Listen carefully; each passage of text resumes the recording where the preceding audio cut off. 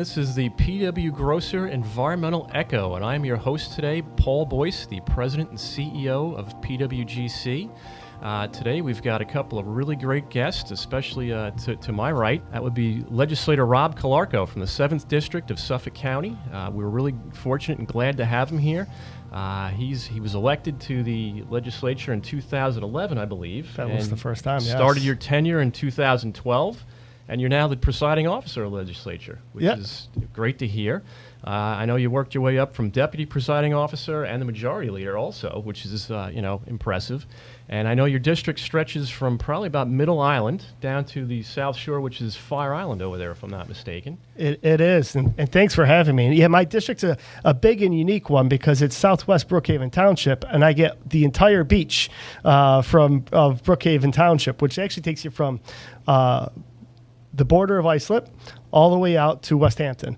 Wow. Much longer than people think, but it's just the beach portion. But it's an important area and certainly a vital resource to the residents to be able to have it. It's mostly parkland. It's terrific. But let me also introduce my other guest, which is Charlie Bartha, who is a senior vice president at PWGC in our engineering group.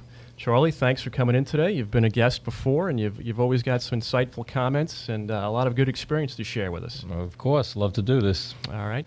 Today we're going to be talking to Legislator Rob Calarco about a lot of different environmental aspects and challenges that the county and his district face here on Long Island.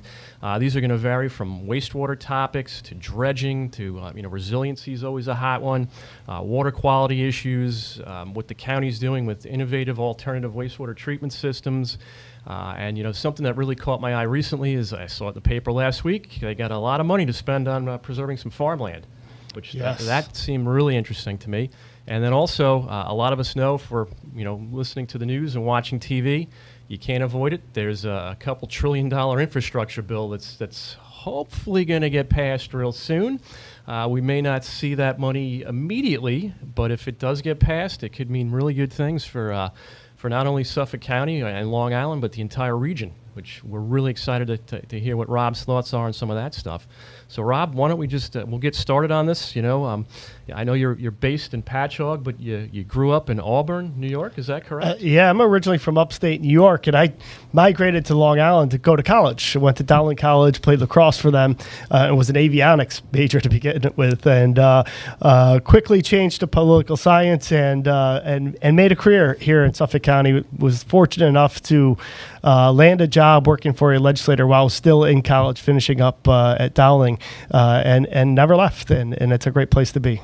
Well, we're glad and lucky to have you, too. I mean, it's been a pleasure to work with you over the last couple of years and to get to know you. But the first topic we do want to touch on is something that's really near and dear to the region. It's a big issue. It's something that the county exec has been pushing real strong. It has to do with water quality, and it really pertains to wastewater.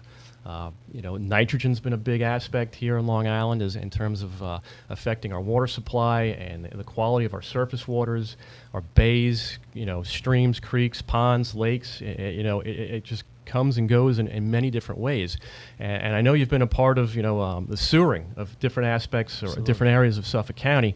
And to start with, there were 4 areas that we're looking at right now, which includes the Carls River, was the Great River, which has kind of switched over to Sayville now, Patchogue, which is your district, and Mastic Shirley. These were all targeted by the county for upgrades for wastewater improvement following the week of Superstorm Sandy. What are your thoughts on that? How do you see that all working out? We're all working to hopefully push this forward and make a real strong impact.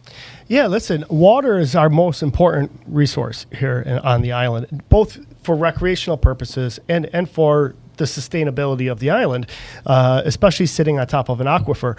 We mentioned I'm from upstate New York.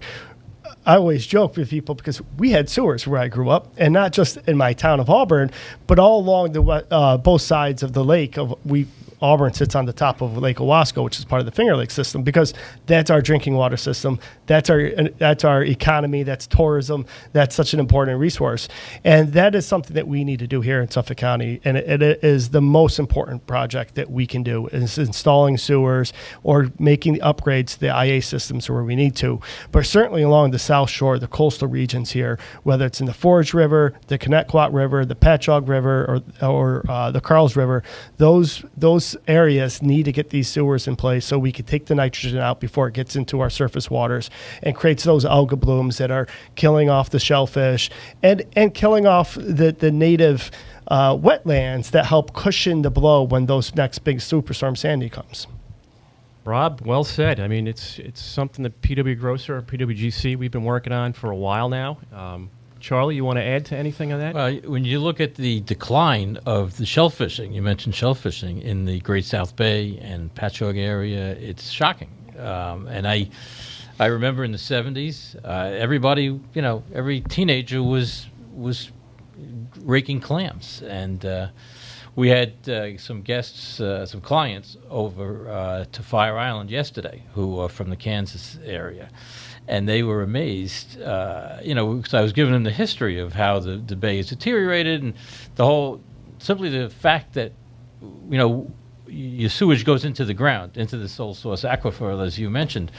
And you were one of the people who came from outside the area, and it's amazing to see that, right? It's tough to figure. It's something where I think that in the past we kind of overlooked it because it was such an easy solution, and nobody kind of did the long-term thought process of what happens with the nitrogen.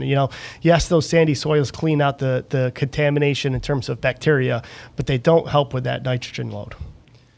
Absolutely. I hate to say we're paying for the sins of the past now, but all that development back in like the 50s, 60s, and 70s, that's the age of the groundwater and what it travels and how long it takes to reach the bay.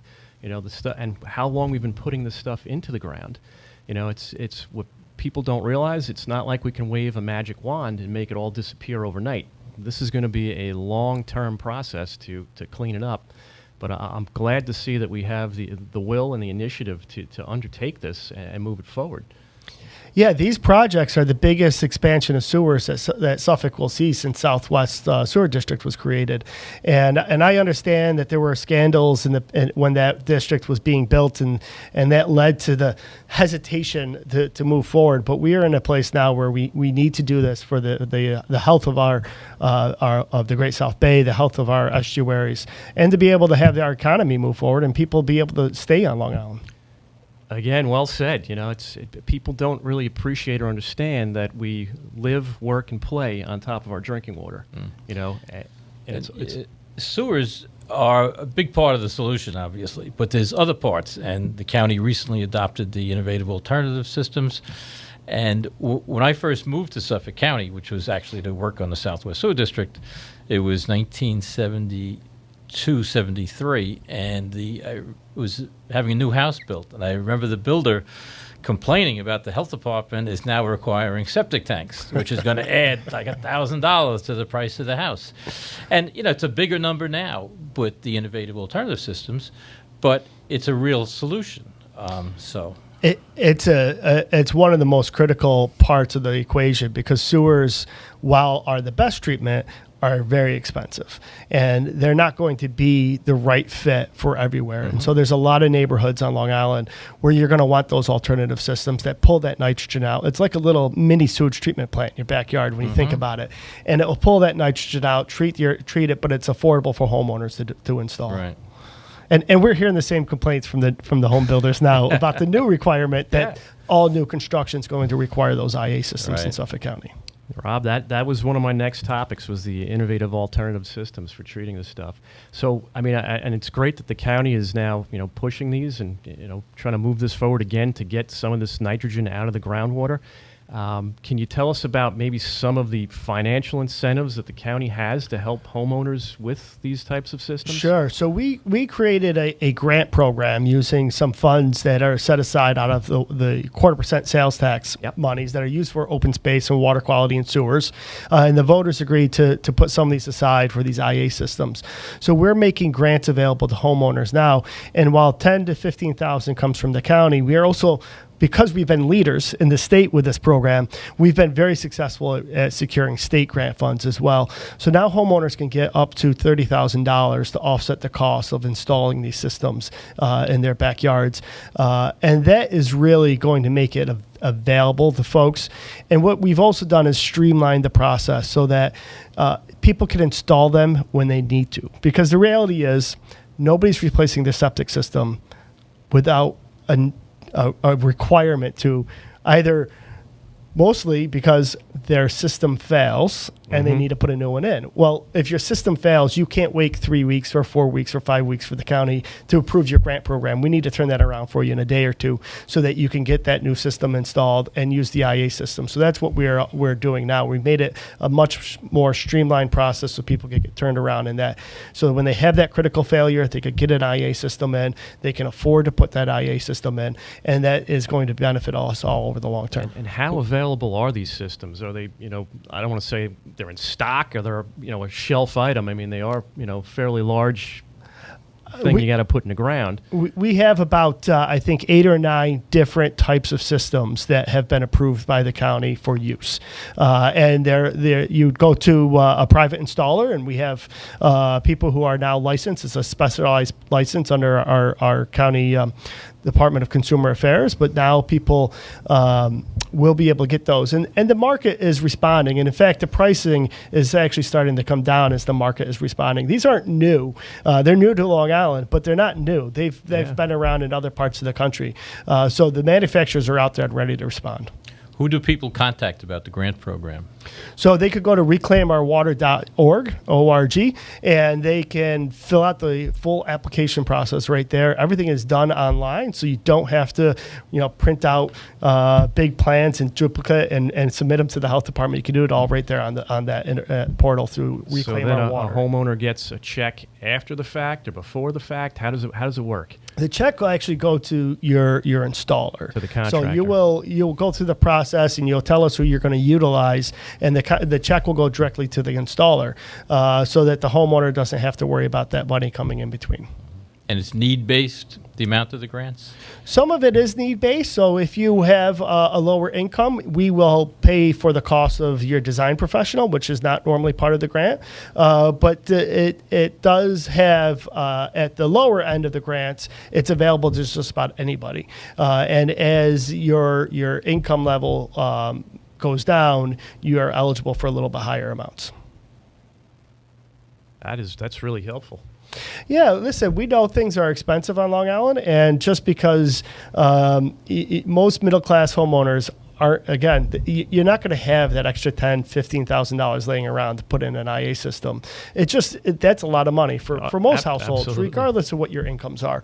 So we want to make sure that those grants are available to everybody who needs it. And we're working on trying to figure out a way now to help homeowners or home buyers who are looking to buy that new home and make those affordable as well, because we know, especially right now, real estate is very expensive. Right now it is, for sure. Building new homes is very expensive. Lumber has gone up. Just about the price of everything has gone up. Labor is at a premium. Land's at a premium. So we want to make sure that we find a way to offset that increased cost so that new homes remain affordable for the middle class as well. Terrific. And I know this program's only been around, say, a couple of years now, but what kind of, interest or participation have you seen? Oh, we've seen some real high numbers. We have hundreds of systems that have already been installed, and I think over 1,000 applications that have been approved at this point in time. So we have seen some real demand, and this is despite the fact that we ran into a little challenge with the taxable status of the grants. Our comptroller decided that he needed to issue 1099s, which in effect makes that grant income that you have to report to the IRS, and makes it taxable. We, meaning most of us in the legislature and the county executive and our law department, disagreed with that opinion, and we are currently trying to get a clarity from the IRS, and we're hopeful that that will come soon. And we're pretty sure they're going to decide in our favor, and that these grants, because they go directly to the installer and not to the homeowner, are not taxable. Excellent. Now, have you seen like one part of the county or one area of the county participate more heavily? So like the North Fork, South Shore, North Shore, Western End, Middle?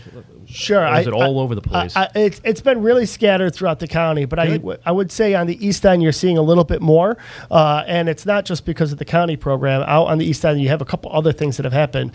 One, they've required them sooner than we have in terms of new construction. The towns have passed their own regulations, and they also have put funds from their CPF, their Community Preservation Fund, towards the installation costs as well. So they helped offset some of the costs a little bit more at the initial front.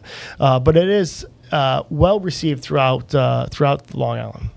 Or I should say Suffolk County. Certainly Suffolk. I know Nassau's mostly sewered, and hopefully Suffolk's going to be there one day too, and we'll have one big happy island here, huh? Yeah, with a variety of solutions. The county has gotten away from the regional sewage treatment plant concepts, and you have proposed numerous smaller plants, which it makes it easier to site, because siting a sewage treatment plant is always a difficult thing.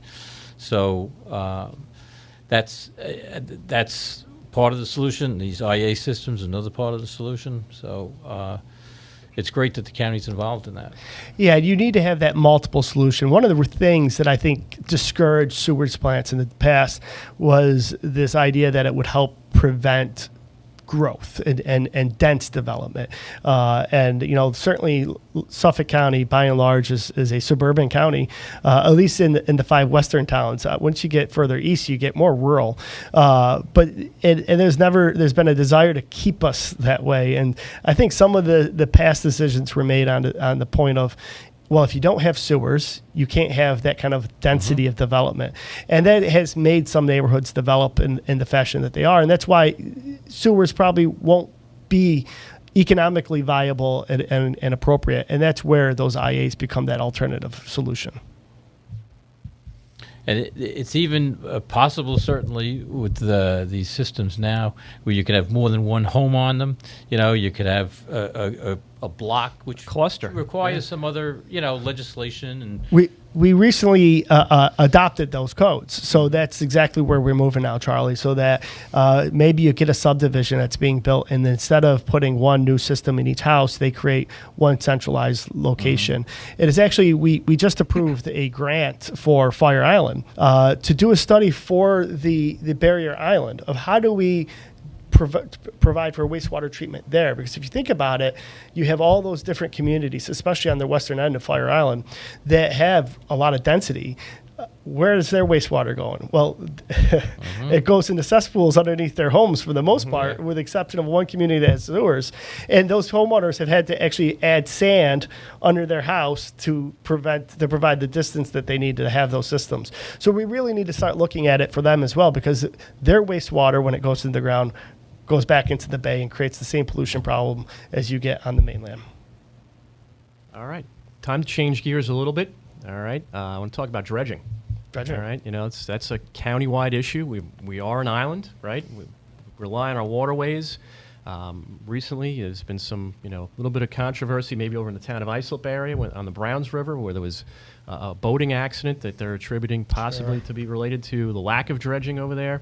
It has a lot to do with, obviously we've got to take the spoils out of these creeks, these waterways, the rivers, the canals.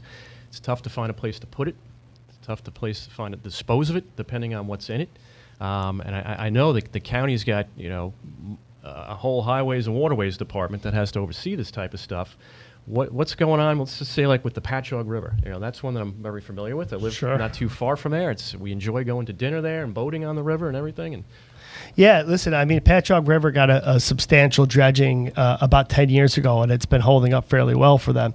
But I could tell you, in my district, it is an issue. We have small estuaries all along. So whether it's Mud Creek or Swan River or Abbott's Creek, there's a number of locations. And this is all along the south shore of Long Island, and some North Shore ports as well that need to be dredged out.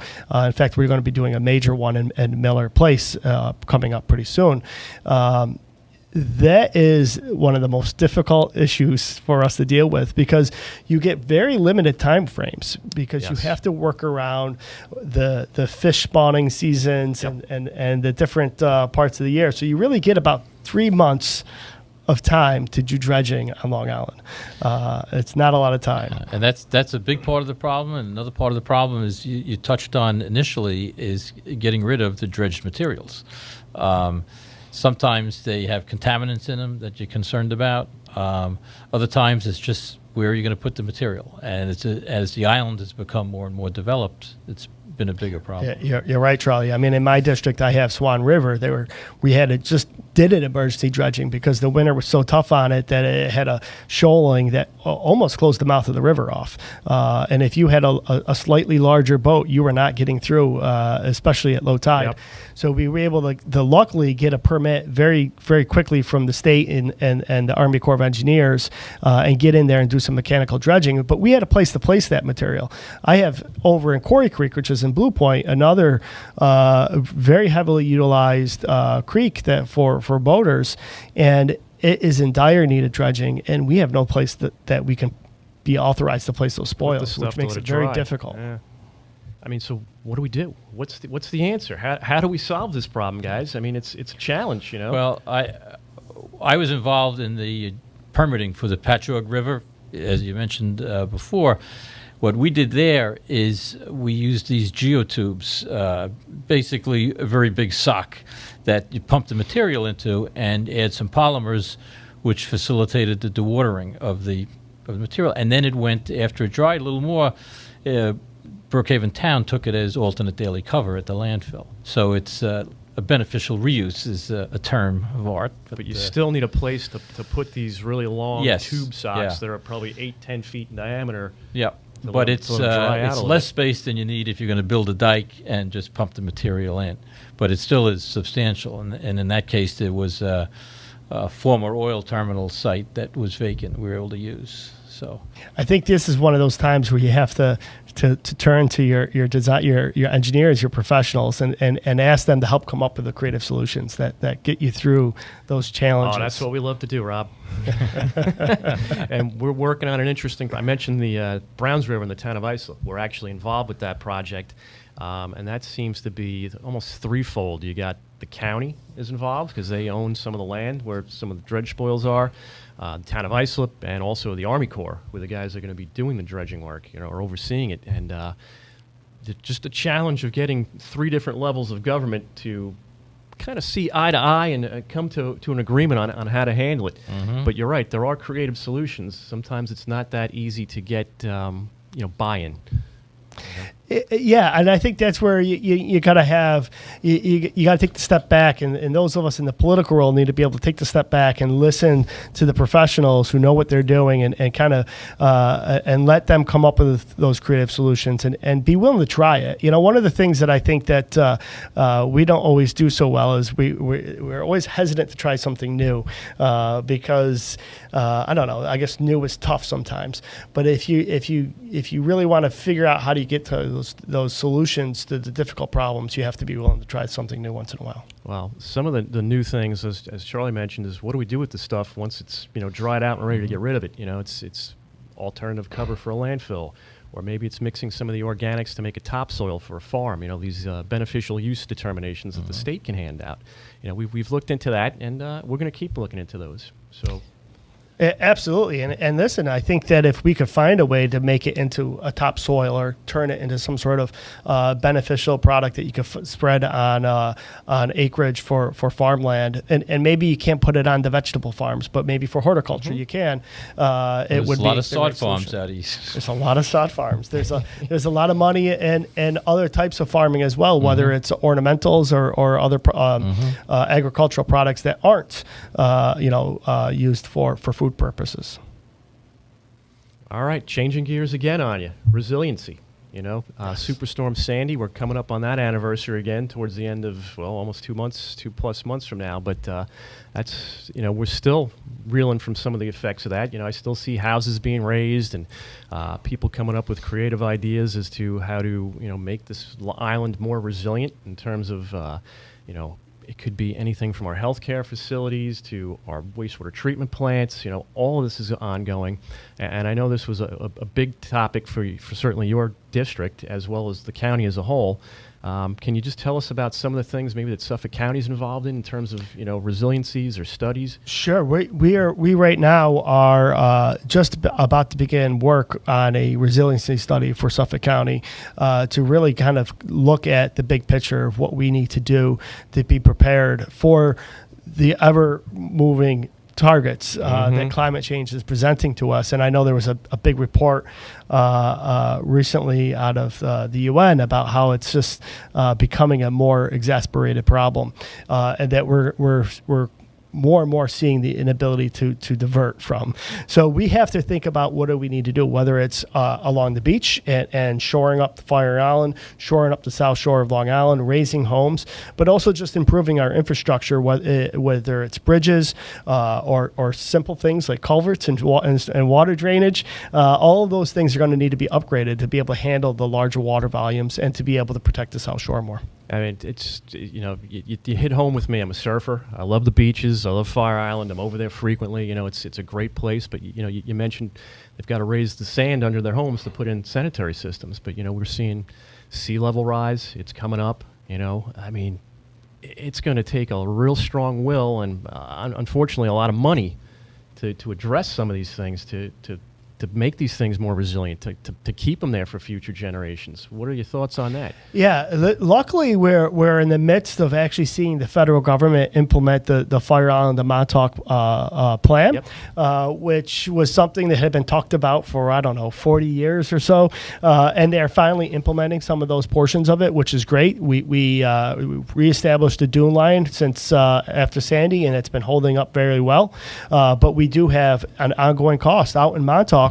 We have geotubes, as Charlie mentioned earlier, but they're holding sand that are basically giant sandbags that hold back the water, and the sand in front of those bags just continue to wash away every year. And every year we're putting sand back on that beach, and it is a debate, and there's a debate at the legislature that happens every time we have to appropriate those monies of whether or not we should be hardening the structures or we should just be retreating. And that's part of the FIM plan as well, is to start that retreat process of buying out homes that are on the water, getting those people moving back, or raising those houses up. And certainly I live in the south end of Patchogue Village, and homes all around us have been going up. And the reality is I'm a block away from the water, but during Sandy, I was waterfront property. And so that is something that we have to really address. Charlie, any thoughts on resiliency? Well, you mentioned a lot of the important factors, but you also have one of the county's biggest assets is the Bergen Point sewage treatment plant right on the shoreline. And that was Inundated. Designed looking at a 3.5-foot flood elevation. All the manholes in the Southwest Sewer District at 3.5-foot elevation are watertight, because that was what was projected at the time for a major flood.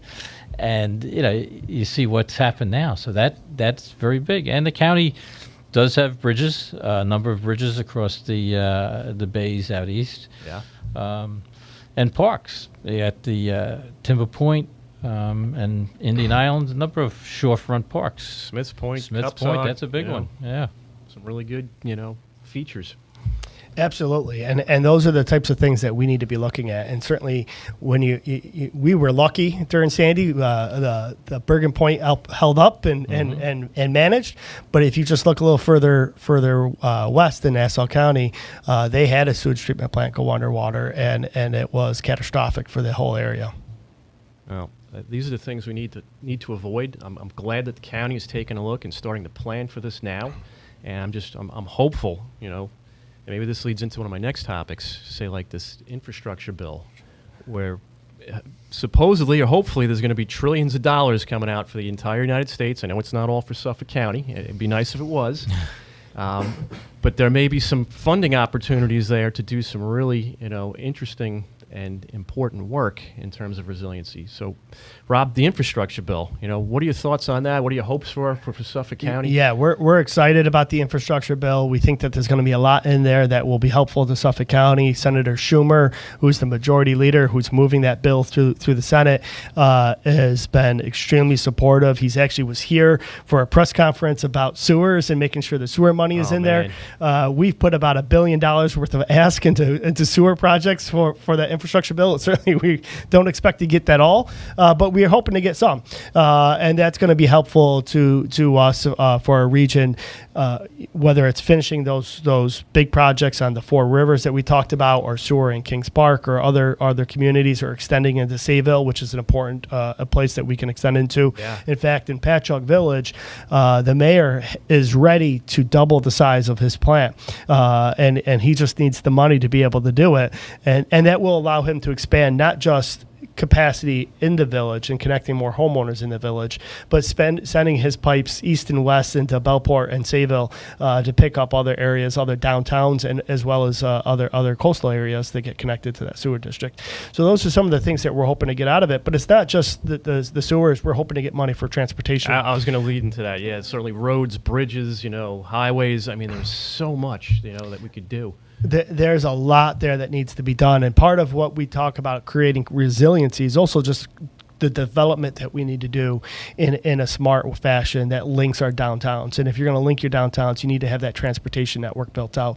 So we have a bus rapid transit system that we're looking to build on Nichols Road and Route 110 corridor, and we need those financial dollars to help us make those connections between our downtowns. All of which ties into the environment as well: carbon reduction, carbon footprint reduction, all that. It does, Charlie. I mean, at the end of the day, if you have more people living in your downtowns and those areas and around transportation hubs like train stations and those BRT routes, that's fewer cars that they have to put on the road. Mm-hmm. That's less stressors that they're putting into the environmental around you, and it's less encroachment into our open spaces. I was glad to hear that the county was asked and put in a list of what they're interested in doing, because I recall doing that and different other hopeful runs, but that's great. I think it's all about being proactive, and we made sure that get really facilitated. And I know there was a process that was very collaborative. So we reached out to the towns, the villages, as well as the design professionals and other folks in the industry to talk about what is it that you're seeing that the needs are, so that we can pull those projects into the loop and really give them a comprehensive list of things that are on the cusp and ready to go. Because I think that's the other part of it. You need to be able to demonstrate that these projects are not pie in the sky, but are actually doable and can be implemented in the near future, and put those federal dollars to work right now. Well, we are absolutely looking forward to it, especially as engineers and hydrogeologists and environmental scientists. We're ready. Yeah, absolutely. And you guys have been great partners all throughout. Well, thanks, Rob. Speaking of that, I just wanted to touch on some of the projects where we got to actually know you and work with you and some of your constituents, like some surface water quality issues, like invasive species, and this is another ongoing problem for the county and maybe even the region as a whole. These invasive species, which is these, millwort and the fanwort and milfoil types of, Sure. Aquatic weeds, if you will. We worked together with you on Canaan Lake, which was recently completed, and I hope that the residents are satisfied and happy with the outcome. It is a beautiful outcome, and I gotta say, it's actually one of those examples of where you gotta step back and get creative, and certainly you guys at PW Grosser were very creative in coming up with a solution, because the original plan was to dredge, and it became very apparent that wasn't really a realistic option, and we took the different course at your guidance, and said, instead of dredging, drain the lake. It's a man-made lake, and dry some of that material out and move it there. And we ran into all sorts of issues with this project, but the reality is that it actually was a good demonstration project for other areas. It was extremely successful. It's very well utilized now. The lake, I stop up there quite frequently to check in and see how things are going, and it's a nice clean lake again. It's nice and clear. It's got the sandy bottom. And I've seen and heard the same, Rob. Yeah, I've seen people out on the kayaks now, and before you couldn't even get a paddle in there with the weeds. It was just unbelievable. You couldn't boat. You couldn't really even fish, Yeah. and because your lure would just get caught stuck. immediately. Yeah. And it's been a world of change for the community, and people are really flocking to the lake again and using it, which is what it was built for. It was unlike a lot of lakes on Long Island that were built to be mill lakes. You know, they were for the power that generate for lumber mills or Yep. lace mills, like in Patchogue. This was built as a recreational resource in the 20s. Well, the trick now is going to be to keep it this way, and that's the hard part, because sediment's going to come in back, and the geese and the birds are going to be landing there and using it for what they use it for, and you get that organic sediment. Yeah. So it's just projects like that. Everyone has to work in a partnership, and in this case, it was very difficult for the homeowners surrounding the lake. But you made the tough decision to. This is going to take time, and you're going to, go along with the engineer's recommendation, and it worked. So it was a good example of collaboration, and that took a lot of gumption for yourself to do that. Yeah, well, listen, I was looking for the long-term solution. The last thing I wanted to do was to get nervous about how long it was going to take, and second question, and pull back and not have that solution that was going to be long term. And so by reevaluating and taking that step back, and remember when we first got in there, that stuff was supposed to dry in place, and it never did. And so we had to go and get that special machine that was basically like a big bog excavator, and it worked, and it made the piles and moved the material. Then we had to figure out where to put the material, because we couldn't cart it away as originally thought. And we built up some of those wetland areas on the shore, which have actually turned out to be really nice new access points for the community. So the community has brought out chairs and picnic tables and have taken over those areas as newfound parkland and new access points, and people are able to get into the lake and use it. And certainly the next step, the big step there is the trout is going to be stocked this fall by the DEC, so that they'll have a little bit more fish back in the lake as well. Outstanding. That's really good news. Hadn't heard that. I'll have to get a fishing license and get up there one day. Absolutely. Well, Rob, I don't want to take up too much more of your time, but I do have one more topic that I mentioned to you before the start of the podcast. Saw it in the paper last week, and I thought it was an absolutely terrific initiative on the county's part. And that was, it looks like you guys have $100 million to spend on the preservation of some farmland here in Suffolk County, which we always, back to our roots, was an agricultural and a rural type of place, and I think that's absolutely terrific. Can you tell us about, what the plan is? I mean, I heard somewhere in the neighborhood of maybe 10,000 acres of farmland. I mean, that's tremendous. That's the goal. So back in, and I believe it was 1970, there was a study done by the county that said we needed to preserve 30,000 acres of agricultural use in order to preserve our agricultural industry in Suffolk County, our farming industry. And we have made a lot of good progress on that. And it was that study that created the first PDR program, the purchase of development rights. So that we would start buying those development rights, and that's how we preserve this farmland. And we've done really good between the county and the East End towns with their community preservation fund that goes towards farmland acquisition. We've preserved 20,000, but we're still coming up short of that 30,000 target. This $100 million investment that will be over the course of a number of years is intended to get those last 10,000 acres purchased and preserved, so that we make sure that farming remains a viable industry in Suffolk County. And this has got a few components to it when you think about it. First and foremost, farming is an industry. It's a business.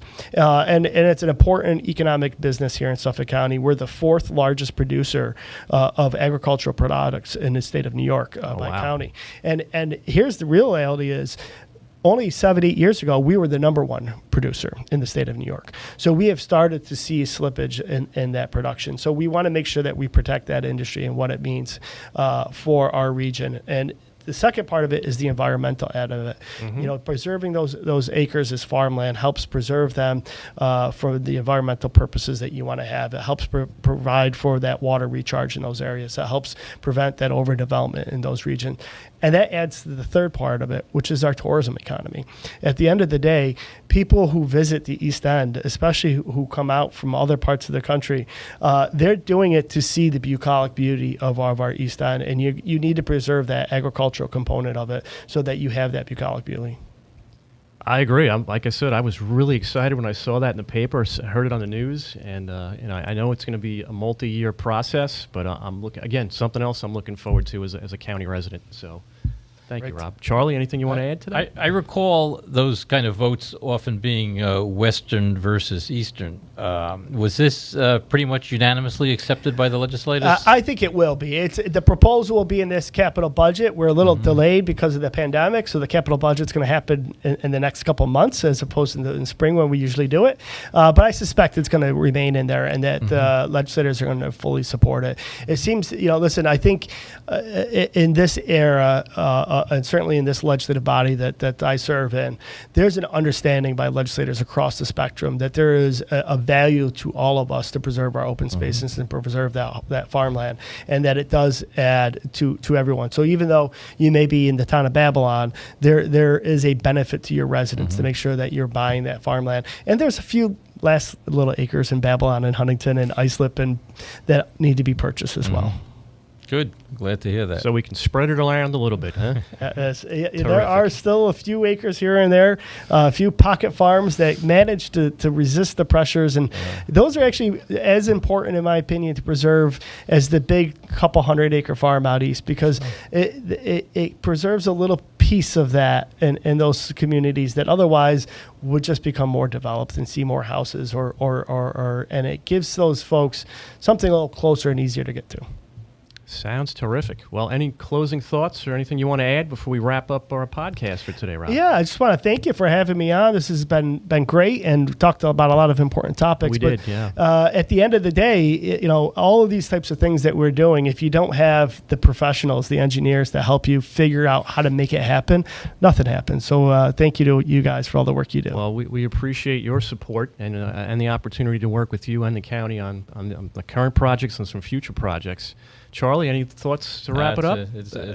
It certainly has been a pleasure to work with you and know you, and I hope you're in government for a long time. I appreciate that, Charlie. All right. So, I just want to thank presiding officer of the Suffolk County Legislature, Rob Calarco, for joining us today and spending a few minutes to give us his thoughts on some really important environmental topics to the area and the region, if you want to look at it as a whole. Also want to thank Charlie Bartha, our Senior Vice President in our engineering group at PWGC, for joining us.